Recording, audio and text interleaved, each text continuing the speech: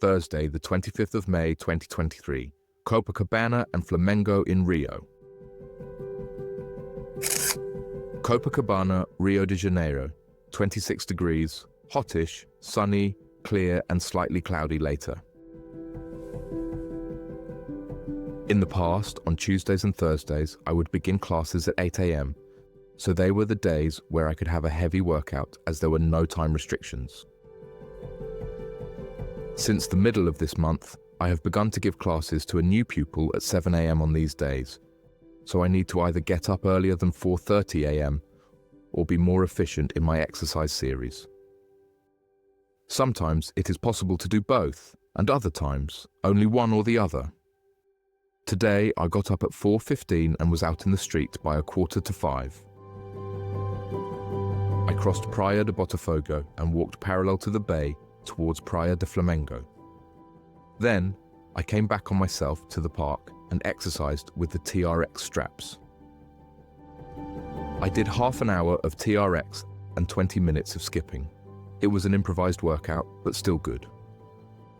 On the way back, I stopped by the baker's and had a coffee, and in more than half an hour, I was at home and giving my first class. I had classes the whole morning and then a quick jump to Copacabana to have a bill printed and paid at the Caixa Lotérica, a popular state bank and federal lottery agency. After returning to Flamengo, I am still amazed by the differences between the two neighborhoods. I have recently left Copacabana, where I lived for 2 years and had a business for over 20 years. Living in the same place for a long time can make us immune to certain situations and environments.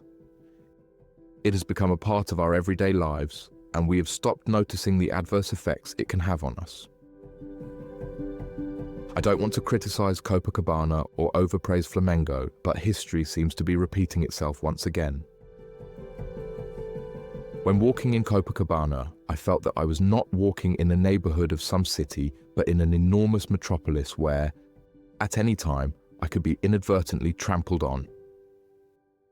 Only half an hour before, I was in a typical, calm, easygoing residential neighborhood of Rio, with birds singing in the trees, people walking leisurely, not rushing or running, and traffic at an acceptable level.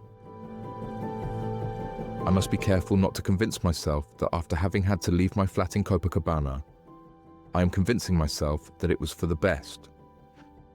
Perhaps it is or is not for the better, but it is human nature.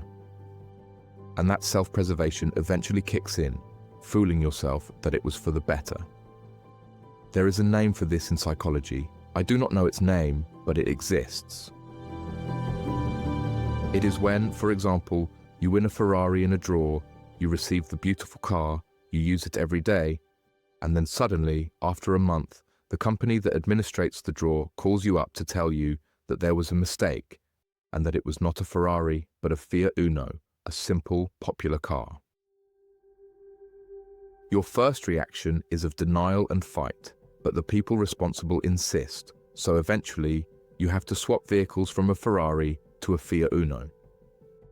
Then again, after a month of using and driving the Fiat Uno, the people from the company responsible for the draw call you again and ask you how you are doing and if everything is okay. You, in turn, answer, informing them that everything is perfect, the car is working and driving perfectly, and that maybe it was better to have exchanged cars from the Ferrari to the Fiat Uno, as the Fiat is much more economical, more reliable, doesn't call so much attention in the street, etc., etc., etc. We often convince ourselves that what initially seemed unfavorable or bad is now our best option, and we are now fortunate that it happened. We must be careful when deciding whether to accept or reject a new reality.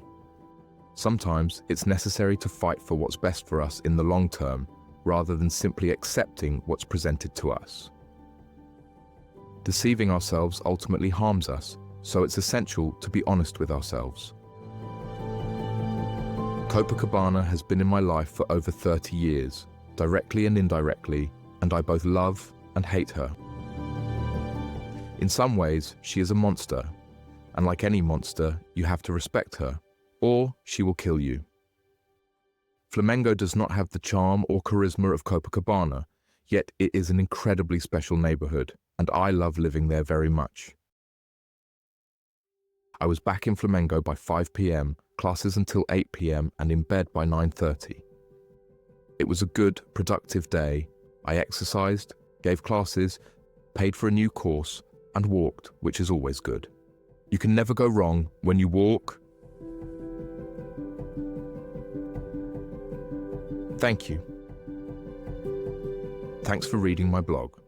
Check out my other posts and share your thoughts in the comments. Richard.